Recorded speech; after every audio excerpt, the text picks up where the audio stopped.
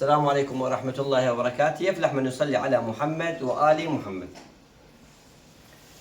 بقناتي الرسمي اللي واصل 110 كي ناشر أكثر من 5 فيديوهات عن تنور، و100 مرة قايل خواتي صديقاتي أعزاء بعد قلبي يا العزيز يا الغالي، الواير تمسكيه بهاي الشكل وتلفيه بهاي الشكل، ولا تخلين هذا يلتف، لا تخلين هذا يلتف، الالتفاف ماله مو زين، والواير هيك تجمعيه تخليه. تعال شوف، تعال شوف اثناء الالتفاف ايش صار عندنا؟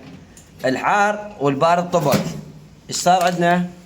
طق عندنا الراسيه ذاب. ليش؟ هنا التف طبق وطقت. اثناء الطقه شوف ايش صار؟ ذاب عندنا، ذاب كفيلك الله. خليك اسرع وشوف داخله. تعال شوف، تعال شوف. نظل ننصح بيكم ونقول يا معودين لا تخلون التنور يلتف، لا تخلوا حيدر جيب لي الدرافيش، لا تخلون الوايرات يلتف، اضبطوا الوايرات، اضبطوا شغلكم. بس لازم الكل تسويه من جدة وجديد. تقطع المكان الأسود،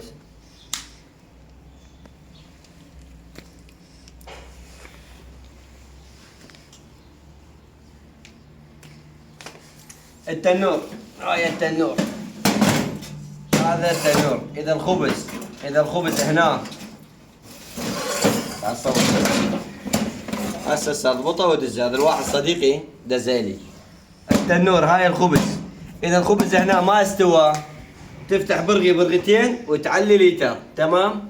إذا وجه الخبز ما استوى هذا الليتر شوفه تعليه. إذا وجه الخبز احترق هذا لتر تنصيه، واضح؟ بالنسبة للأرضية مال الخبز، الظهر مال الخبز إذا احترق لتر تنزله. إذا ما يستوي لتر الصعدة. خلاص هاي خلصنا من الاحتراق. الخبز يستوي لو ما يستوي، هاي هو أفضل طريقة. تعال هنا عندك أذني، عندك هاي التكة، اضبطها ضبط العقال. يلا حيدر درنفيس.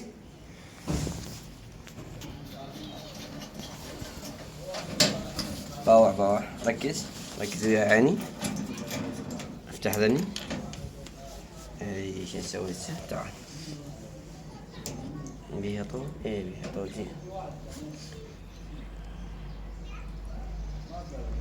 هسه هاي نقدر نربطها بهاي الشكل، بس ما يفيد. الافضل واللي الأحسن إذا عندك بوتليس يكون أحسن. إذا عندك بوتليس، فاهم علي؟ إذا عندك بوتليس يكون أحسن. تيب حراري، نحتاج إلى تيب حراري قطعة صغيرة. هذا التيبة بهاي الشكل. شوف راسه شي قليل يبين. سمي بسم الله واشتغل.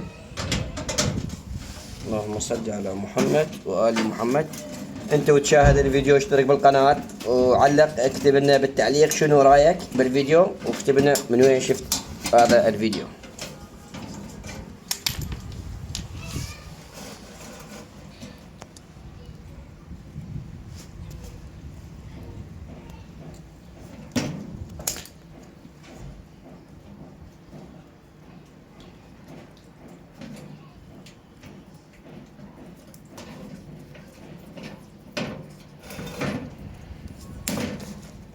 هذه إذا التف عندك الوايرات فما راح، إذا طخخن أثناء الالتفاف الوايرات، إذا طخخن ما راح يسبب عندك مشكلة، لأنه تيبته يعني ضبطة العقال. تمام؟ سامع أبو البيت من يقول لك اشتغلي شغل واضبطها ضبط العقال؟ هذا هو ضبط العقال. إذا عندك بوتليس يكون أفضل. وكل أسبوع لازم تضبها ذني البراغي، كل أسبوع.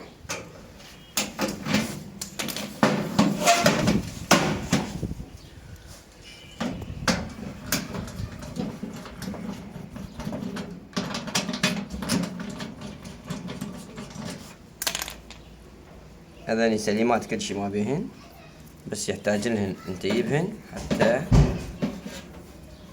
يكون أفضل.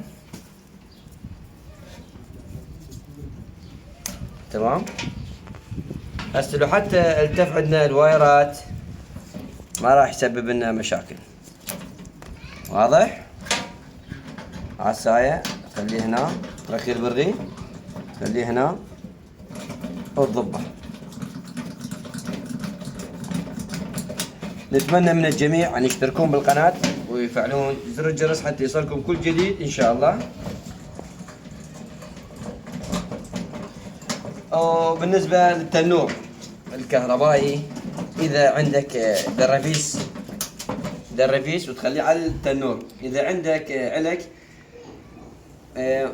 ممكن أن يكون الكهرب حث، يعني مو قاتل، نتل بسيط كلش يسموه حث، لأنه أنت ما كربط الوايرات.